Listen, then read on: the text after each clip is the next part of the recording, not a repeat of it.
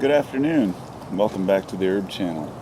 Well, this is my second video for this channel, and I figured I would talk about Mucuna since I had a request. It's funny because I started this channel yesterday and I didn't tell anybody about it, but I already have 5 subscribers. I guess people are finding it through my channel. I must have posted a link or something on my channel. But it's good. I mean, I guess if I'm going to talk about herbs, people who want to hear about herbs will want to find it. So, Mucuna. I was asked about Mucuna and exactly what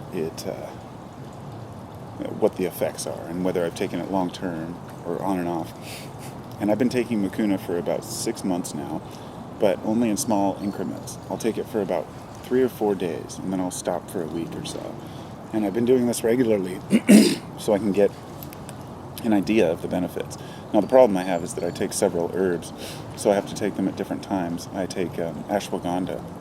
So I've basically just been taking that and ashwagandha, and as well I also smoke cannabis, and of course take canna once in a while, but I'm trying to keep it on the minimal so I can actually assess these herbs. And as you get older, you significantly notice your body more and the effects that things have on you. So when I was younger, I wouldn't have been able to determine that canna actually had an effect, but now that I'm older, I can realize if I'm a little bit anxious, smoke or eat some canna and I feel better. So for the Mucuna, what does it do? Well, it seems to give me a sense of well-being. Obviously it has l-dopa in it, which your body can use to make dopamine, but it's much more complicated than that because you can only use a certain amount, and a lot of people say, well, you can get that through tyrosine or there's several other tryptophan, let's say, to get serotonin because it converts in your body, and as long as you have the building blocks to create the chemicals you need, then you're good. But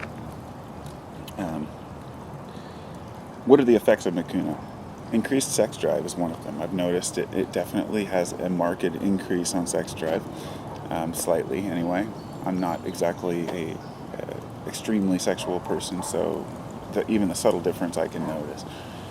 And except for that, the only other thing that it really notably, it gives you a good night's sleep, but that could be anything. But it also it gives you extreme deja vu. It gives me extreme deja vu. I did a little research about this and a while back, and I had this theory that heavy dopamine production might be to blame for deja vu. And I read an article saying that we have deja vu less as we get older, and also we produce less dopamine, and it made sense. And then I found a correlation with people who were taking l-dopa, or levodopa, the drug, which is the same thing, and they were taking that in combination with carbidopa, which helps it become more available. And this group of people had extremely, significantly more marked increase in deja vu, and it was reported among different people. So yes, this is confirmed something that was probably likely the culprit of why we have deja vu. Doing further research, I found out that when you see something, your brain files it away, first through short term, it goes through the gateway, then into long term, if you will. And sometimes something gets filed away right into long term before it hits short term, and that's what they think that deja vu is, that it's directly filed away, so your brain thinks that you've already experienced it. And then, of course, if you've ever had a double deja vu, you'll know that once you've had a deja vu in, say, one place, or say something while you're standing somewhere, and then you do that again, you might have a deja vu based on that first deja vu. And that's a different story altogether. So, to stay on subject, Mucuna seems to be a fantastic herb.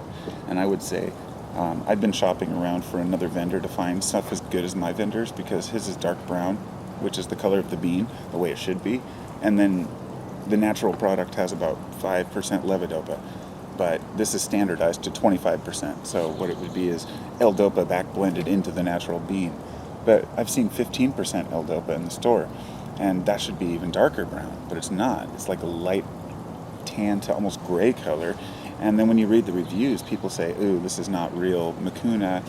So it isn't quite as easy as I might think to get. So I have to buy it from my vendor in small quantities, but I do make it available because of the fact that it does work. It seems to be a great herb. So I hope that helps some people that are interested in knowing more about Mucuna. That's not a whole lot I can say about it except for that. My personal experience is just my subjective experience. That's as far as I can go with it. So, hope that helps. Anybody who's interested in this bean, just be cautious where you're buying it. And if you want to buy l-dopa powder, you can buy straight levodopa from China in 100-gram bags off of eBay. And I bought a bag a while back, and I looked at it and I said, how do I know what this is, And even if I have it tested, how do I know that the full bean of Mucuna isn't more effective? After all, it seems that plants contain natural compounds. They seem to have other buffers and compounds in them that assist in what they call the entourage effect. So my point being that I prefer to take the whole bean with some added l-dopa. I'm just basically giving away or tossing the l-dopa that I have because I don't like white powders. White powders can be anything. So keep it natural, right? And not everything is easy to find as we think. So take care, everybody.